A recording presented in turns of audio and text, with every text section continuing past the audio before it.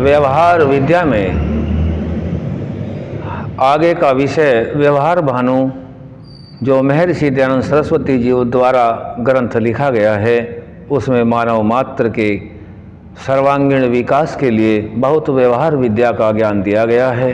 अब आगे प्रश्न किया जा रहा है कि ब्रह्मचर्य का क्या क्या नियम है। उत्तर दे रहे हैं, कम से कम 25 वर्ष पर्यंत पुरुष और 16 वर्ष पर्यंत कन्या को ब्रह्मचर्य सेवन अवश्य करना चाहिए और 48वें वर्ष से अधिक पुरुष और 24 से अधिक कन्या ब्रह्मचर्य का सेवन न करे, किंतु इसके उपरांत गृहस्थ आश्रम का समय है। आगे फिर प्रश्न किया जा रहा है, पहले इसको समझने का प्रयास करेंगे। 25 वर्ष पर्यंत पुरुष और 16 वर्ष पर्यंत कन्या को ब्रह्मचर्य का सेवन अवश्य करना चाहिए। यह नियम पूर्ण विद्या प्राप्त करके ब्रह्मचारी होकर के अपने परिवार, समाज, राष्ट्र की कल्याण के लिए ध्यान में रखा है और शरीर की अवस्था को भी चरक सुश्रुत आदि के अनुसार ध्यान में रख कर के यह आयु बताई गई है। इस वर्ष तक पूर्ण ब्रह्मचर्य जो होगा उसका तेज, यश, बल, विद्या सब बढ़ेंगे, चाहे कन्या हैं चाहे पुरुष हैं। और जब विद्या में प्रवीण होकर के अपना समावर्तन के उपरांत गृहस्थ आश्रम में प्रवेश करता है, तब उनका गृहस्थ जीवन भी सुखपूर्वक व्यतीत होता है। इसीलिए यहाँ 25 और 16 का विधान किया गया है और 48 और 24 के बाद नहीं रखा गया है। ब्रह्मचर्य का सेवन 48 और 24 के बाद न करें। इसके बाद गृहस्थ आश्रम का समय होता है। प्रश्न फिर किया गया, प्रमादि ब्रूते, पागल मनुष्य कहता है, सुनो जी, कन्याओं का पढ़ना शास्त्रोक्त नहीं, क्योंकि जब वे वेद पढ़ जाएंगी तो मूर्ख पति का अपमान कर इधर उधर पत्र भेजकर अन्य पुरुषों से प्रीति जमा के व्यभिचार किया करेंगी। इसका उत्तर दे रहे हैं,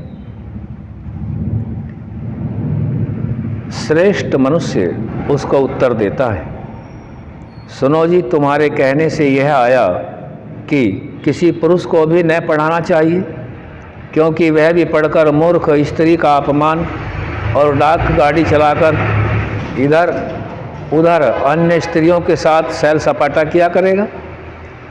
फिर परमादि प्रश्न करता है, हाँ, पुरुष भी न पढ़े तो अच्छी बात है, क्योंकि पढ़े हुए मनुष्य चतुराई से दूसरों को धोखा देकर अपमान करके अपना मतलब सिद्ध कर लेते हैं।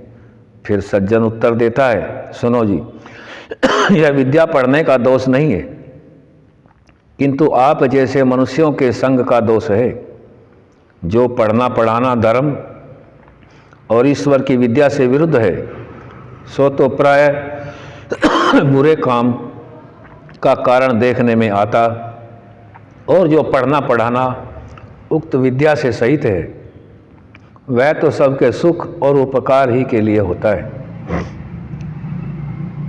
कन्याओं के पढ़ने में वैदिक प्रमाण कहाँ है? उत्तर दे रहे हैं व्यवहार भानु ग्रंथ में, ब्रह्मचर्येण कन्या युवान अविंदते पतिम, अथर्ववेद से यह लिया जा रहा है मंत्र, सूक्त 5, मंत्र 18, अध्याय 3, कांड 11। बताते हैं, जैसे लड़के लोग ब्रह्मचर्य करते हैं, वैसे कन्या लोग ब्रह्मचर्य करके वर्ण उच्चारण से लेकर वेद पर्यंत शास्त्रों को पढ़कर प्रसन्न करके स्वेच्छा से पूर्ण युवावस्था वाले विद्वान पति को वेदोक्त रीति से ग्रहण करें। कन्याओं के पढ़ने का उपदेश वेद में दिया गया है। जैसे युवक ब्रह्मचारी पढ़ते हैं, ठीक वैसे ही ब्रह्मचारिणी कन्या को भी पढ़ना योग्य है। क्या अधर्मी से भिन्न कोई ऐसा भी मनुष्य होगा किसी पुरुष व स्त्री को विद्या के पढ़ने से रोककर मूर्ख रखना चाहे और वेदोक्त प्रमाण का अपमान करके अपना कल्याण किया चाहे, ऐसा कोई मनुष्य नहीं है जो अपनी संतान को दुख में और मूर्ख बनाना चाहता हो। वेद का आदेश है, अपनी संतान चाहे कन्या है चाहे पुत्र है, दोनों को योग्य बनाओ। ब्रह्मचर्य का पालन करना, वेद सभी को बराबर का अधिकार देता है। स्त्री पुरुष में कोई भेदभाव ज्ञान आदि की दृष्टि से नहीं रखा गया है। तो लड़कियों और लड़कों को भी लड़कों के जैसा ही विद्या ग्रहण करने का अधिकार वेद में है। आज यहीं तक। ओम शम।